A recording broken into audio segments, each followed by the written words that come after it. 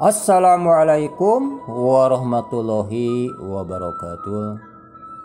Mitra-mitra sadayana, alhamdulillah Kang Arit ya sana pangandenya mitra-mitra sadayana dina acara dongeng Sunda.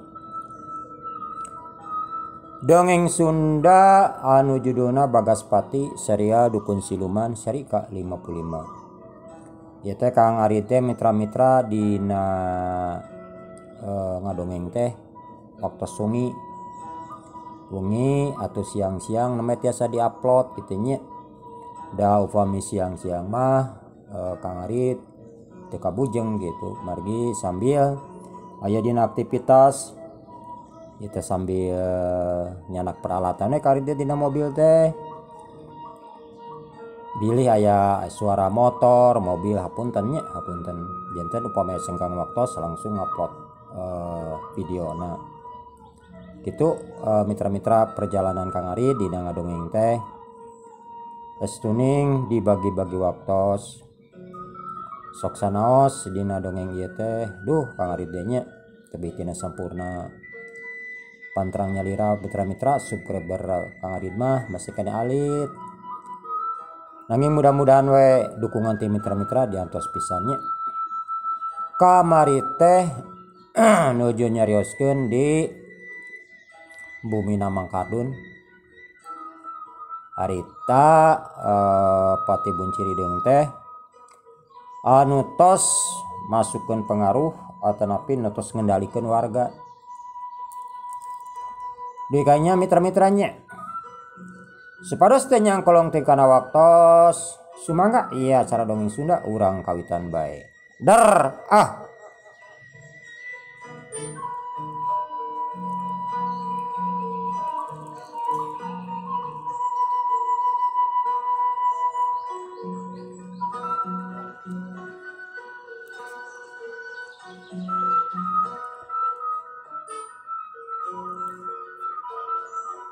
ayeuna warga geus kakeunaan pangaruh Patih Buncirideng. Panon warga katinggali jadi buringas tur meuni seukeut. Ngadak-ngadak beureum eta panonna kabeh. Geus karasuk ku pangaruh jeung geus kaasupan ku ajian Patih Buncirideng papatih ti siluman buta. Cedok aki bantal nyembah ka Patih Buncirideng. Bari pok aki bantal nyarita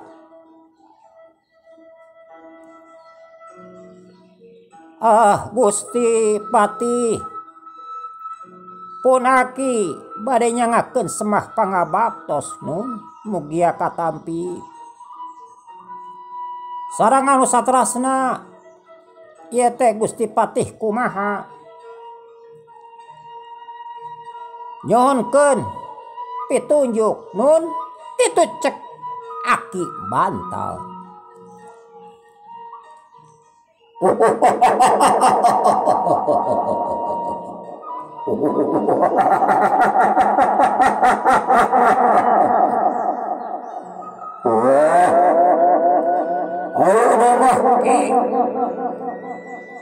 Ular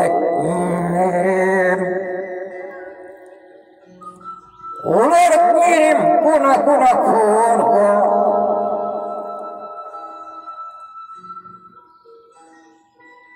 Ukola pasti abeh warga anu nurut kaki rek ditibanan pajakit.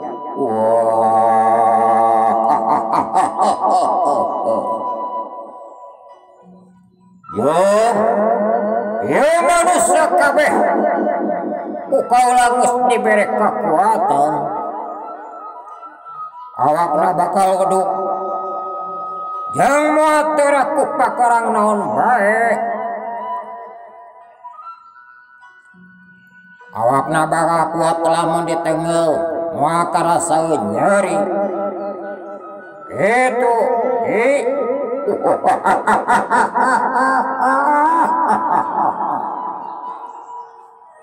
Gitu cek cek Patih Buncir Hidung. Patih Buncir Hidung geus mere kakuatan kawarga, jadi warga teh bakal kuat moal karasa nyeri nanaon lamun ditenggel jeung bakal wedog lamun dikadek ku bedog gitu cek Patih Buncir Hidung. Sandika Gusti Patih, atur nuhun sun kana bantosanana. Kitu cek Aki Bantal. Mane bungah kacida. Yeuna mah Aki Bantal geus boga pasukan, geus boga balad keur ngancurkeun warga kampung Cinyumput anu sejenna. Anu saterusna Patih Buncir Hidung ngawatek ajianana. Tina baham Patih Buncir Hidung kaluar haseup hidung. Parsis jeung sarua basa mimiti ngaluarkeun atawa basa nyieun panyakit ka warga panaseupna teh kitu sarua.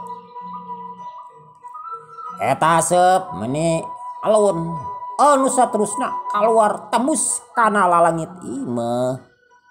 Terus mulek di luhur, nyaeta di luhur suhunan imah. Wah, gitu we.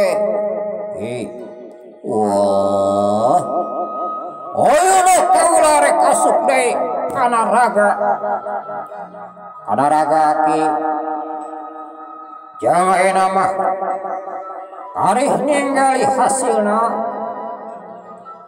Tungguan we dina peuting ayeuna. Eta warga bakal lumpuh seperti biasa. Kitu cek Patih Buncir Hidung. Anu saterusna awak Patih Buncir Hidung asup deui kana ragana Aki Bantal.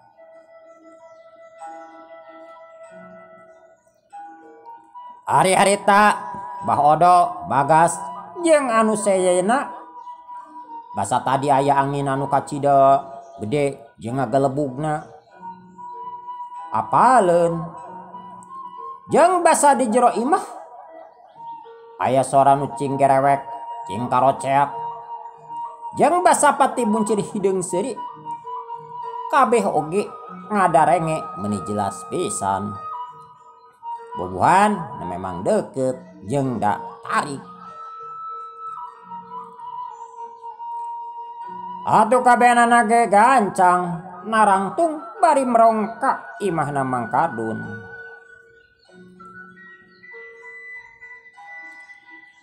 Jeung sora-sora boh sora seuri, sora angin, sora nu cing baladada ge kabeh oge warga ge nyarahun ngadenge.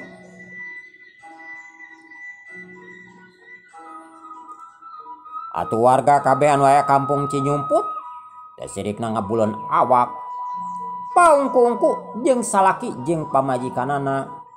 Budakna teh sirikna dipangkek. Da sieun aya nu nyokot bari ngayek-yek kabeh oge. Sieun keung lain dikieuna. Ari Bagas moal kapalingan yen anu tadi seuri teh nyaeta Patih Siluman, nyaeta Patih Siluman Hidung di Nagara Buta. Tapi Bagas teu geuruh jempewe da bisi ngagaruwahkeun ka sararea. Eta aseup hidung anu kaluar ti imahna Mang Kardun geus katempun.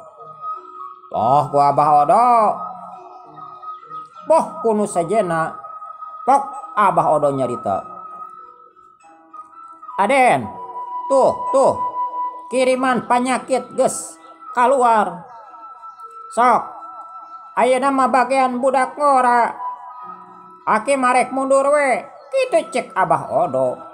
Bari kituna teh Abah Odo mundur ka tukang. Atuh nampu Abah Odo mundur mah sararea ge ngilu mundur. Bari kituna teh Pak RT mangasok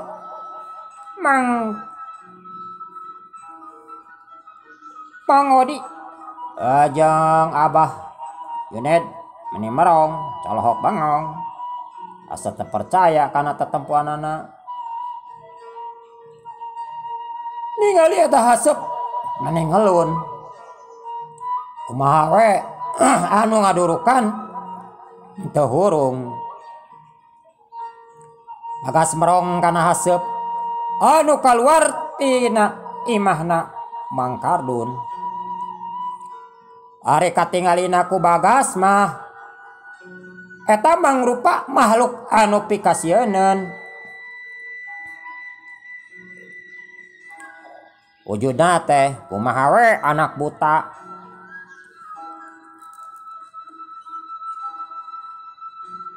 Tapi ari kuno sajen mah kanger we katinggalina teh haseup hideung anu ngalun.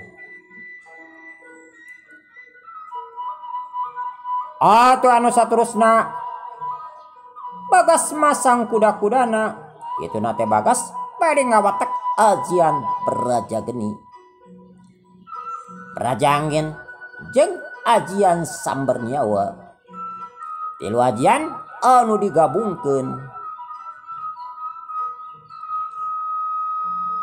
Tina leungeun Bagas kaluar tilu cahaya beureum, cahaya koneng jeung cahaya bodas. Anu saterusna Bagas ngadorongkeun dua dampal leungeunna nuju kana makhluk anu keur ngagulung di luhur. Nyaeta di luhur suhunan Imah Mang Kardun. Perwatek kakuatan jeung ajian anu diwatek ku Bagas.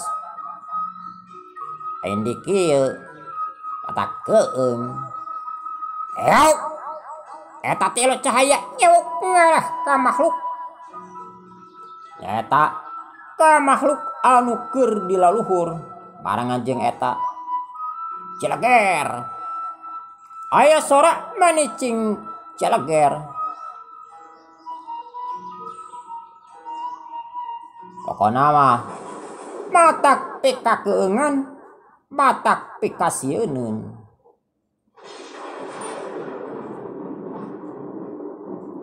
Dituturkeun ku sora gelap mata katorekan kana ceuli.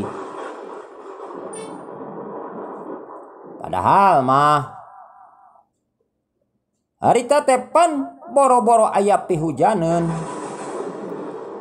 caang, tapi ku pengaruh siluman jeung pengaruh ajian nu diwatek ku Bagas jadi keuman tur jadi karareueum.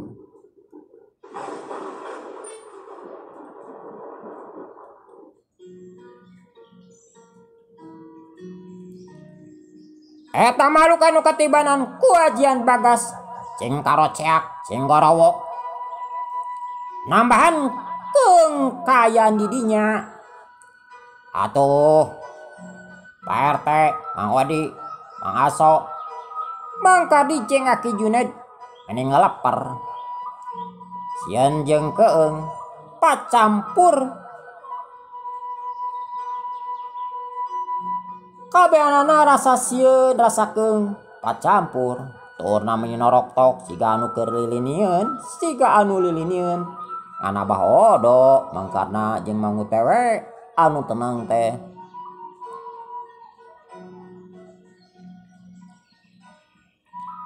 Eta makhluk anu katibanan ku ajian Bagas memeti lusles bari cing karoceak siga anu nandangan nyeri. Anu saterusna eta makhluk cing baliur init dibarengan ku sora angin meni ngagelebu. Mabur ka nagarana teu kuat nandangan ajian anu diwatek ku Bagas.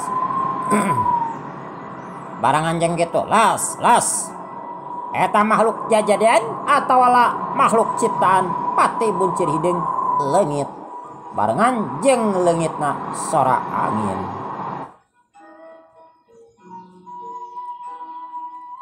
Ari Mamang Kardun amburasut ancur rata jeung anu dijero imah katinggang ku suhunan enteng meni pro ninggang kana taneuh.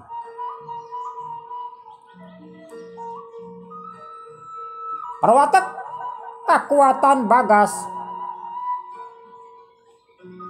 Pokona mah Imam Mang Kardun marata jeung omah. Omah we anu siga dirug-rugeun. Aya meureun 2 menitan mah kanyahoan tina tumpukan imah aya nu laluncatan ka hareupeun Bagas. Cungjeleng nyaeta Aki Bantal, Mang Kardun, Mang Uri, Mang Maman, Mang Usup, Mang Ojon jeung Nyi Eni katut warga anu sejenna. Bener we pangaruh anu geus diasupkeun ka warga hebat kacida eta anu katinggang ku sunan imah estuning teu kunanaon teu cecel teu boncel. Pan kulo ge ka mah urang lamun katinggang ku sunan imah piraku teu kapiuhan, piraku eueuh tulang anu remek mah, piraku eueuh tulang nu misala atau nu potong mah. Pan sunan imah teh lain sunan imah nu hampang-hampang komo baheula mah dina kaina ge wah kai kelas atuh bari gelede tina pangertina tihang oge. Harita Ki Bantal merong ka Bagas jeung kanu aya di dinya panonna seukeut rutret et ka Bagas et ka Pak RT ret ka Mang Osok ka Ki Juned ontona kakarot pengetna beureum lir besi atah peuleung. Cek pikiran Aki Bantal asa diganggu niat jeung pamaksudanana. Haok Aki Bantal ngahaok sorana ngadak-ngadak handaruan parwatek pati buncir hideung anu aya dina awakna. Kituna teh bari cakakak seri meni ngagak-gak. Ojo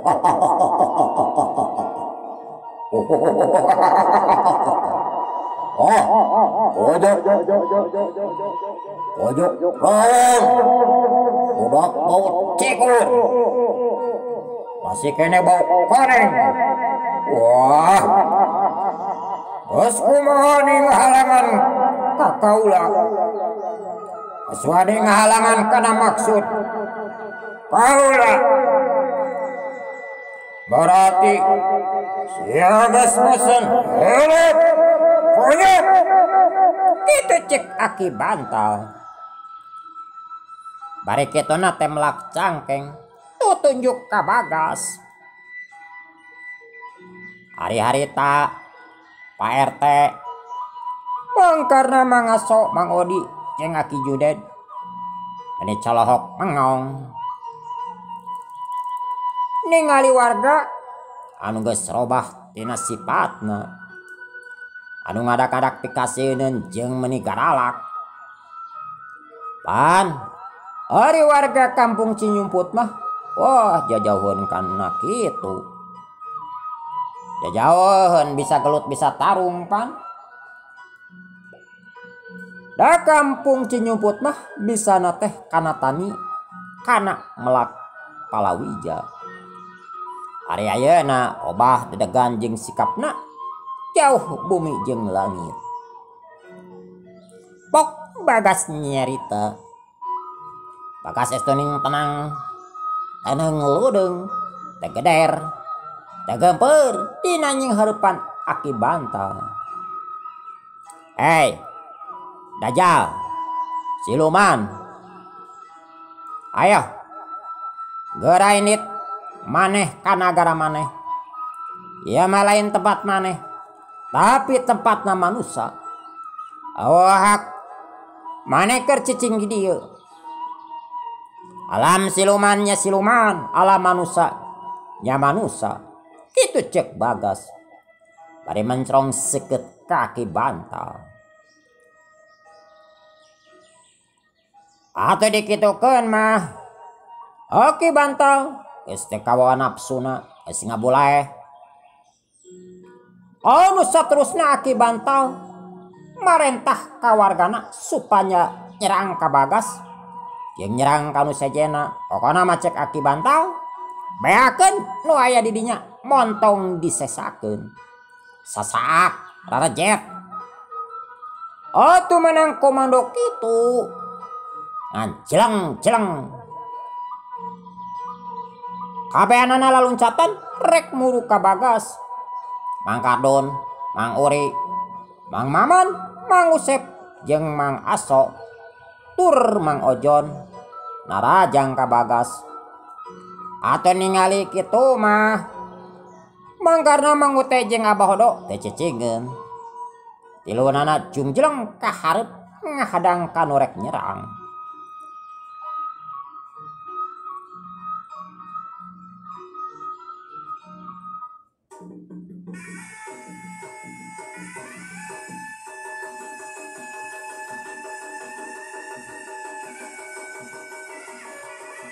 Heuk, Mang Kardun narajang.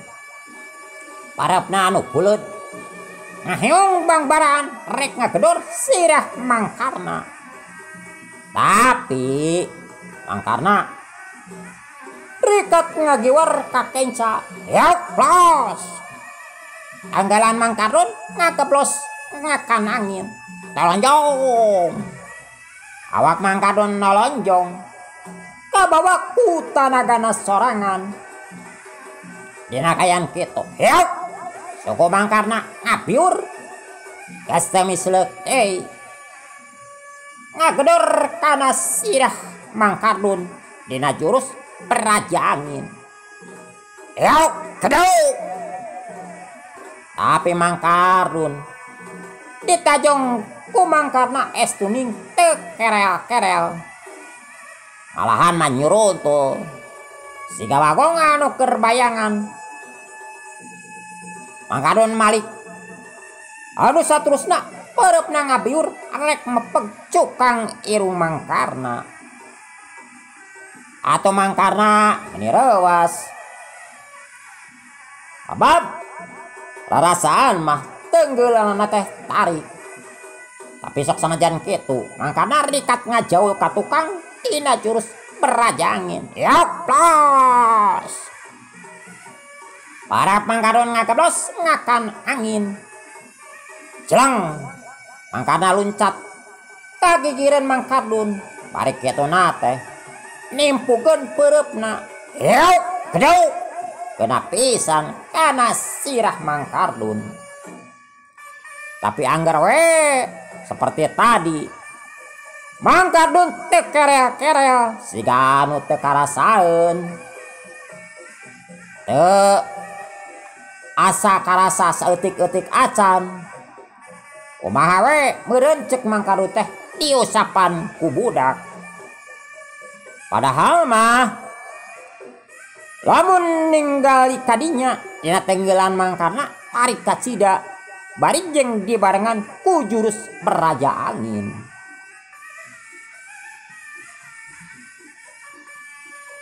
Anu saterusna tuh der perang campuh di pihak Aki bantal jeung di pihak Bagas.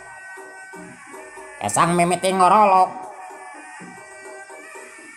Bah Mang Karna, Mang Ute, Abah Odo kasup Bagas. Tapi edas warga anu geus kaeusian pangaruh Pati Buncir Hideung atawa nu kasupan ajian Pati Buncir Hideung hese dirubuhkeunana. Memang ari ditenggeulna mah jeung beunang ku tenggeulana mah loba. Tapi kumaha we neungeuban? Jekuk udang, jekuk udang. Teu kerel-kerel. Bener-bener ieu warga geus jadi robot hirup, geus jadi boneka hirup. Hirupnya hirup tapi geus teu boga rasa kanyeri. Kalaka ripuh teu puguh dina nying haripan ieu warga anu terus ngangser nyerang. Ngan serangan Bagas anu bisa ngarubuhkeun musuhna. Anu kakenaan ku serangan Bagas mah cing karoceak cing gorowok siga anu ngarasakeun nyeri. Tapi sanajan kakenaan ku tenggelan Bagas oge, laun-laun mah eta anu katenggel ku Bagas anger we harudang deui. Ngan cukup ripuh ari anu kakenaan ku Bagas mah. Abah ada ngahegak tambah manggeus kolot tenggelan anak jeung ilmu pangartina dina ilmu silat jeung ilmu kasaktina estuning dikerahkeun diketrukeun. Tapi anger we sarua jeung Mang Ute setiap ditenggel ngagibrig narajang deui kitu jeung kitu. Cileng Mang Ute loncat kagigireun Bagas. Aduh Aden, kala Aden, alah capek Aden ya.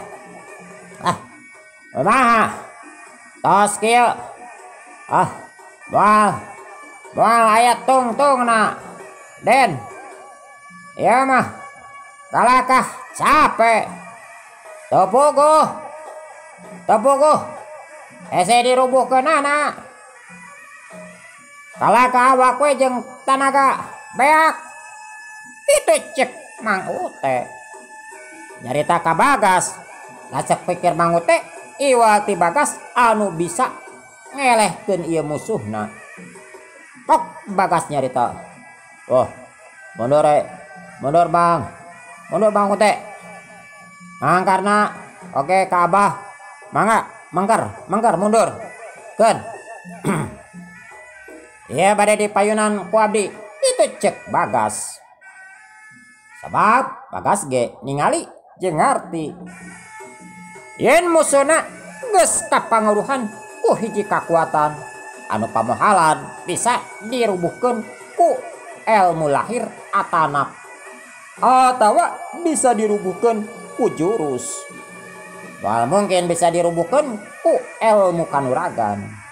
Intina anu kieu mah kudu dibasmi ku ajianana. Jeung mulai tungtungna tuh. Atuh geus menang parentah kitu ti Bagas mah. Mangkarna Mang Ute jeung Abah Odo gancang malundur ka tukang. Bari awakna ngahegak katingali renghap ranjugna capek leun di kieuna. Bari jeung awakna geus cibreg baseuh ku kesang.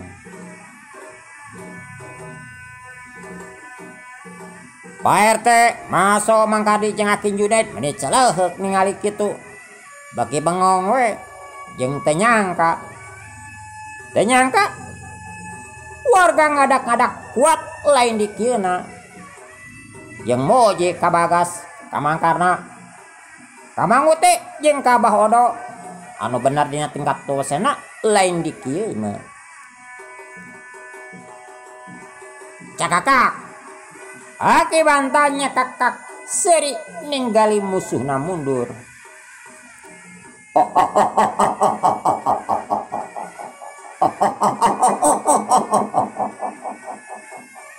Sia, oke balolo. Ayo, maju. Lang bener sia jarago. Sararakti. Maju. Titik cek Aki bantal.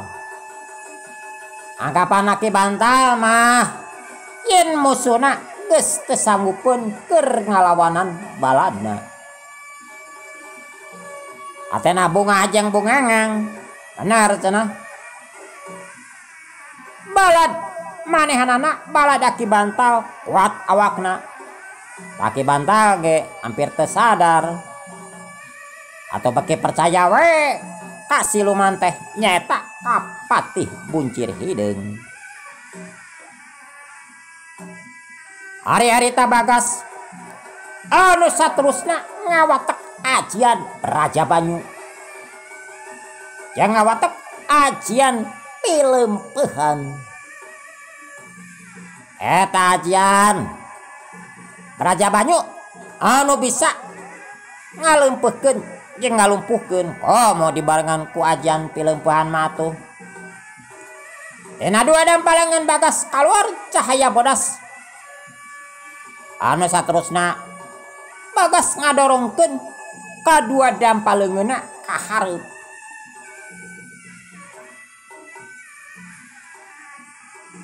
Nyaeta kawarga anu terus nyerang ngangsreg ka manehanana. Eta cahaya bodas nyebuk ngarah kawarga anu rek nyerang. Parangan jeung eta peledak. Aya sora anu ngapeledak tarik kacida. Pengaruh Raja Banyu jeung ajian pilempehan anu dikaluarkeun ku Bagas. Lain di kieu dua kekuatan, dua ajian kacida rohakana. Barengan jeung eta warga ngadak-ngadak cing galubrag jeung seep waktosna.